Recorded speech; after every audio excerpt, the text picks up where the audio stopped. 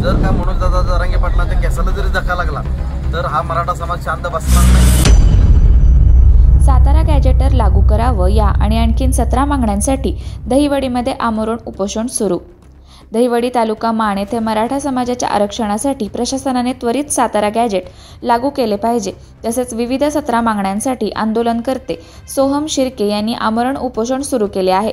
या उपोषणाला जनतेने आणि सामाजिक संघटनांनी मोठ्या प्रमाणात पाठिंबा दिला असून या मागण्यांमध्ये जनतेला वैद्यकीय सुविधा दिल्या पाहिजेत, त्वरित डॉक्टरांची भरती केली पाहिजे, जनतेसाठी अत्याधुनिक सेवा म्हसवड आणि दहिवडी ग्रामीण रुग्णालयामध्ये सुरू केल्या पाहिजेत, पशुवैद्यकीय डॉक्टरांची भरती केली पाहिजे, पशुवैद्यकीय दवाखान्यांमध्ये सर्व जनावरांसाठी औषधे मोफत मिळाली पाहिजेत, कृषी विभागातील कृषी सहाय्यक प्रत्येक गावामध्ये वेळेवर हजर राहिले पाहिजेत, प्राथमिक शाळेमध्ये कॉम्प्युटरद्वारे विद्यार्थ्यांना शिक्षण मिळालं पाहिजे, ग्रामीण भागातील सर्व रस्त्यांची दुरुस्ती केली पाहिजे, शिंगणापूर मारडी म्हसवड या मार्गाची दुरुस्ती लवकर करावी, पावसामुळे नुकसान झालेल्या शेतकऱ्यांना भरपाई त्वरित मिळावी, दहिवडी तहसीलदार कार्यालयामध्ये आधार कार्ड सेंटर त्वरित सुरू करावे, दहिवडी येथे विद्यार्थ्यांसाठी शासनाने मोफत भव्य क्रीडा प्रशिक्षण केंद्र सुरू करावे, पोलीस भरती आणि स्पर्धा परीक्षेची तयारी करणाऱ्या विद्यार्थ्यांसाठी मोफत अभ्यासिकेची निर्मिती करावी, पंचायत समिती, तहसीलदार कार्यालय, कृषी कार्यालय, प्रांत ऑफिस, भूमी अभिलेख कार्यालय, शासकीय दवाखाने यामध्ये अधिकाऱ्यांच्या गळ्यामध्ये ओळखपत्र असले पाहिजे, सर्व शासकीय कार्यालयांमध्ये CCTV बसवले पाहिजेत, भ्रष्ट अधिकाऱ्यांची त्वरित बदली केली पाहिजे अशा विविध मागण्यांचा समावेश असून या मागण्यांवर प्रशासनाने त्वरित विचार करावा अशी मागणी उपोषणकर्ते मराठा आंदोलक सोहम शिर्के यांच्याकडून करण्यात आली आहे। जय शिवराय बांधवांनो, मी सोहम शिर्के, अखंड मराठा समाजसेवक आणि मान खटाव जनता सेवक। आज आपला आमरण उपोषणाचा 4था दिवस आहे। आपली मुख्य मागणी आहे की सातारा गॅजेटर लागू झालंच पाहिजे। जो आम्हाला समितीने शब्द दिला होता मुंबईमध्ये जरांगे पाटलांसमोर की 1 महिन्यामध्ये आम्ही मराठा आरक्षणाचा जो सातारा गॅजेटर आहे तो आम्ही लागू करू, पण आज जवळजवळ 2-2.5 महिने उलटून गेले तरी शासनाचं मराठा समाजाला न्याय द्यायची कुठलीही भूमिका दिसत नाही।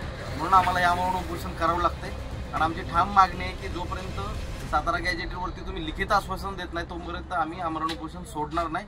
त्यासाठी आम्ही आता तहसीलदार साहेब आले होते, त्यांच्या थ्रू आम्ही कलेक्टर साहेब आणि त्यांच्या थ्रू त्या समितीला ते पुढची प्रोसेस करतील, पण जोपर्यंत आमच्या मागण्या पूर्ण होत नाही तोपर्यंत आम्ही इथनं उठणार नाही, ही आमची प्रमुख मागणी होती।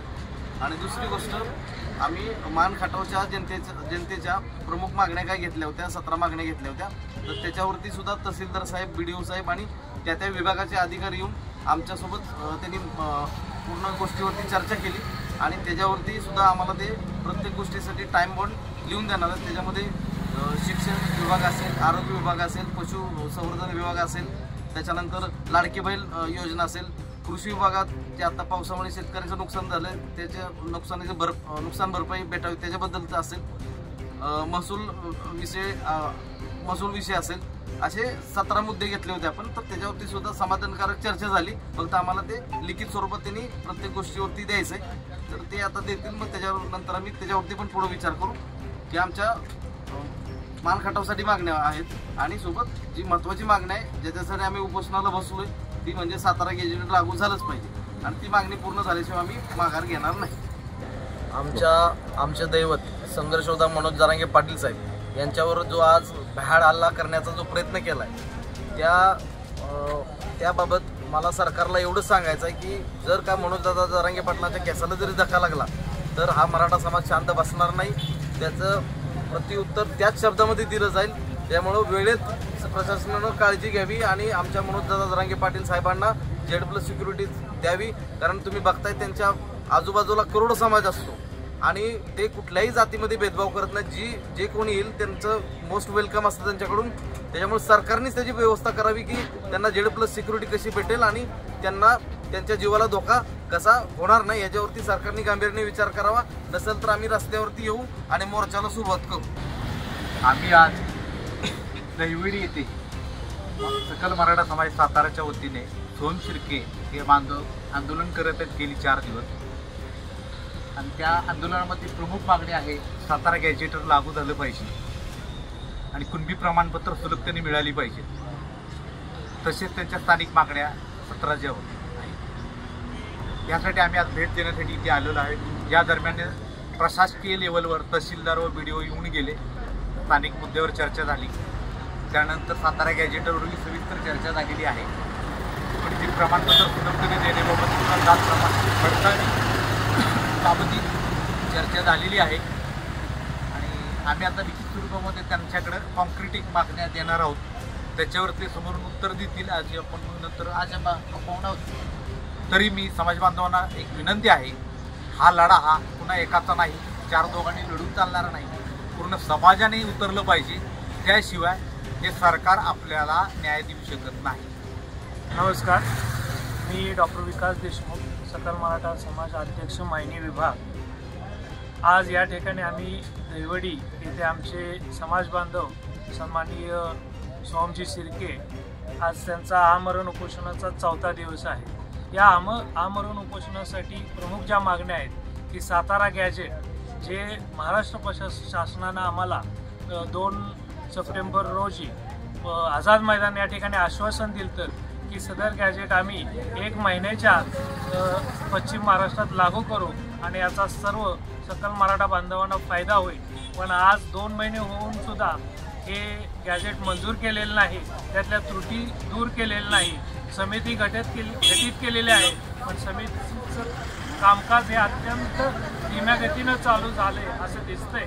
आणि त्याच्यावरतीच नाराजगी म्हणून आज आम्ही या ठिकाणी आमचे सोम शिर्के उपोषणाला बसलेले आहे. तर सरकार दरबारी आमची एवढीच मागणी आहे की सातारा गॅजेटल्या त्रुटी ज्या काय असतील त्या लवकरात लवकर दूर करून हे गॅजेट लवकरात लवकर मंजूर करून, जो आमचा सकल मराठा बांधव गेली 40-50 वर्षे यापासून वंचित आहे, दबलेला आहे, त्यांना त्या पिढीला या कुणबी सर्टिफिकेटचा फायदा व्हावा, OBC सर्टिफिकेटचा फायदा व्हावा आणि हे गॅजेट मंजूर करावं.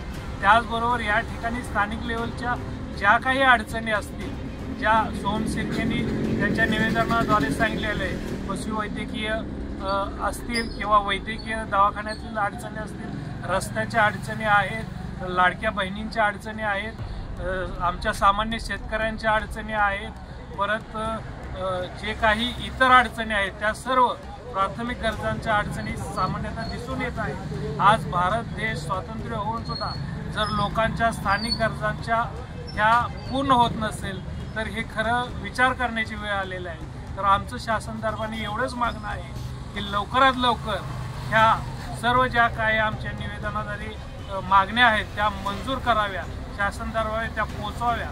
अन्यथा इथून पुढं हे आणि आंदोलन तीव्र करण्यात येईल. आजपर्यंत असंख्य आम्हाला समाजाने या ठिकाणी पाठिंबा दिला आहे.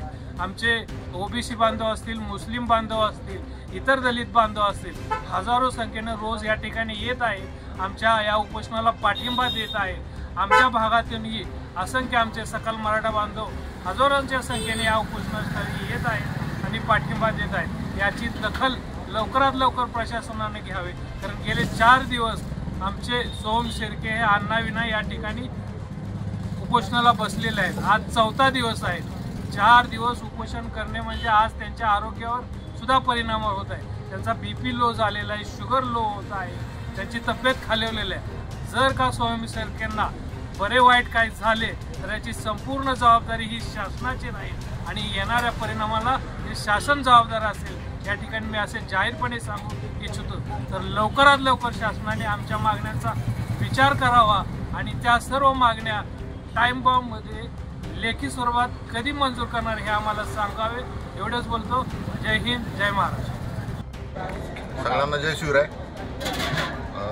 आपले बांधव सोम शिर्के गेले 4 दिवस झाले उपोषणाला बसलेले आहेत, तरी पण शासनाकडून म्हणावी तशी दखल घेतली जात नाही. याबद्दल पहिल्यांदा शासनाचा निषेध. कारण एखाद्या व्यक्तीचं आमरण उपोषण करत असेल तर शासनानं त्वरित लक्ष देणं गरजेचं असते, तरी पण शासनाकडून दुर्लक्ष होत आहे. आता ह्या उपोषणाची मुख्य मागणी आहे सातारा गॅजेट लागू करण्यासंदर्भात. तर सातारा गॅजेट संदर्भात जी मुख्यमंत्री साहेबांनी पाठवलेली समिती होती, मराठा आरक्षण समिती होती आझाद मैदानला, त्या समितीने 1 महिन्यातच हा सातारा गॅजेट लागू करतो म्हणून सांगितलं होतं. पण त्याची अंमलबजावणी अजून 2 महिने झाले तरी झालेली नाही. तर मुख्यमंत्री महोदयांना विनंती आहे की त्यांनी या समितीला निर्देश द्यावेत, आदेश द्यावेत की सातारा गॅजेट लवकरात लवकर लागू करावे म्हणून. दुसरी गोष्ट, आता मराठा समाजावर जाणून बुजून अन्याय करण्याची शासनाचं धोरण दिसते. अण्णासाहेब पाटील महामंडळचे LOI निघत नाहीत. अण्णासाहेब पाटील महामंडळच्या लाभार्थ्यांना वेळेवर व्याज परतावा मिळत नाही. शिवाय कोणतीही किरकोळ त्रुटी काढून अण्णासाहेब पाटील महामंडळच्या लाभार्थ्यांना त्यांच्या लाभापासून वंचित ठेवलं जातंय. हा जाणून बुजून केलेला अन्याय आहे असं वाटतंय. काही मंत्र्यांच्या सांगण्यावरून अण्णासाहेब पाटील महामंडळ बंद पाडण्याचा शासनाचा डाव आहे का अशी शंका येण्यासारखं परिस्थिती निर्माण झालेली आहे. कारण गेले 3 ते 4 महिने झाले LOI बंद आहेत आणि 8 ते 9 महिन्यापासून व्याज परतावा येणं बंद आहे. तर ह्या संदर्भात मुख्यमंत्री महोदयांनी योग्य तो निर्णय घ्यावा आणि तो निर्णय आपल्या मंत्रिमंडळाला द्यावा. मंत्रिमंडळाच्या माध्यमातून मराठा समाजाला न्याय मिळावा यासाठी हे जे आंदोलन आहे, हे जे उपोषण आहे, हे पण लवकरात लवकर संपलं पाहिजे आणि ज्या उपोषणाच्या माध्यमातून ज्या मागण्या केलेल्या आहेत त्या मागण्या सुद्धा लवकरात लवकर मान्य कराव्यात. अन्यथा जर काय ह्या उपोषणकर्त्यांना म्हणजे सोहम शिर्केनं जर काय झालं तर त्याचे गंभीर परिणाम सरकारला. अरे कोण म्हणतोय देत नाही, घेतल्याशिवाय राहत नाही. अरे कोणता म्हणतोय देत नाही, घेतल्याशिवाय राहत नाही. अशाच नवनवीन अपडेटसाठी आमच्या खबर गावाकडची या चॅनेलला सबस्क्राईब करा. आमचे व्हिडिओ लाईक करा आणि शेअर करा. धन्यवाद.